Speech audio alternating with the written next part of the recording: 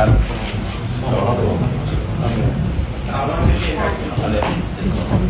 have a short video and then we go there upstairs.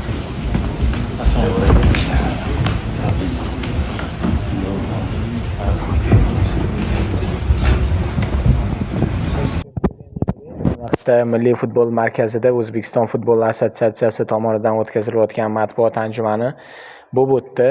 Kannavaro gapirdi. Kelganlar uchun hammaga rahmat. Menga bunday imkoniyat berilganidan xursandman. Chunki u oldin jahon chempionatida ishlamagan, bunaqa imkoniyatni O'zbekiston beryapti. Bu Kannavaro uchun katta imkoniyat. Assotsiatsiya so'nggi 2 yilda ko'plab yosh futbolchilarni tarbiyaladi. O'zbekistonga kelishimning sabablaridan biri shu. Men bu yerda barchasini o'zgartirish emas, men u yo'lni davom ettirishni istayman. Mana Kannavaro 1 yillik rejani oldindan aytdi.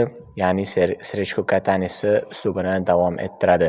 O'zi uni terma jamoa shu sababdan olib keldi va olib kelgandan keyin shu shartni qo'yadi. Sen bizda tayyor 5 yillik tizim bor, o'shani davom ettirasan, chunki sen uslubing bilan Srechko Katanesi uslubi o'zaro mos. Sen bu borada qiynalmaysan, shunchaki davom ettirib o'zingni ozgina falsafangni kiritsang bo'ldi deb aytgan. Chunki Temur Kapadze qoldirilmaganining ham sababi shu. Kannavaro va Kapadze ikkalovi 2 xil olam, Katanesga yaqinrog'i Kannavaro. Menga juda motivatsiyaga to'laman. Futbolchilarni tezroq maydonga boshlab tushirishni xohlayman. Agar biror savollaringiz bo'lsa, marhamat. O'zbekistonda ko'p vaqt bo'laman. O'zim bilan hatto velosipedimni ham olib keldim. Ufa rahbariyatiga rahmat deya gapini boshladi Kapadze. 4 yil davomida yaxshi natijalarga erishdik. Qo'ldan kelgancha yordam beramiz. Terma jamoa hamma narsadan ustun. Kim ishlashidan qat'iy nazar. Oldimizda jahon chempionati bor. Termamizga muxlislik qilamiz. Savol berishdi jurnalistlar. Ufa e'lon qilingan postda Temur Kapadze nomi yo'q. Hozir bu yerda Kapadzeni yordamchi murabbiy deya ko'rsatishyapti. Kapadze shtabdan o'rin oladimi yoki yo'q? Hozircha yig'inda yordamlashib turaman. Keyin esa vaqt ko'rsatadi. Hozir Kannavaro yangi, futbolimizni o'rganib olguncha men shu yerda bo'lishim aniq. Navbatdagi savol, murabbiy uchun dastlabki sinovlardan biri Urugvayga qarshi o'yindir. Italiya bilan o'rtoqlik bo'lar, balki muzokaralar boshlangan. Javob: hozir mundialdamiz. Italiya hali mundialda emas. Afsuski, Italiya hali jahon chempionatida emas. Hozir futbol faqat Yevropada emas. Men ko'p joylarda ishladim va ayniqsa Osiyoda. Osiyo futboli qanday darajada ekanligini yaxshi bilaman.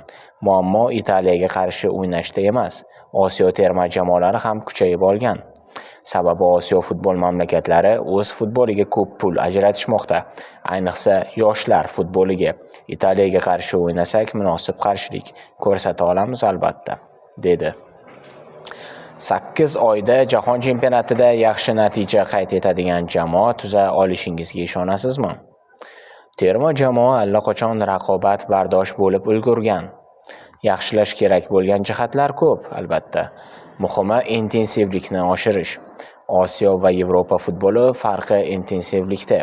Bu haqda Ufa bilan gaplashaman. Butun o'yin davomida tempni ushlab tura olish kerak va faqat shundagina g'alaba qozonish imkoniyati oshadi. Jismoniy jihatni nazorat va yaxshilash kerak. Barcha jismoniy murabbiylar bilan gaplashaman. Ular menga barcha ma'lumotlarni taqdim etsa yaxshi bo'lardi.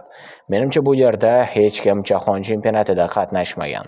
Men shuni ayta olamanki, mundialdagi temp shunchaki dahshat bo'ladi. Va shu bilan Ufa o'tkazgan media tadbir o'z yakuniga yetdi.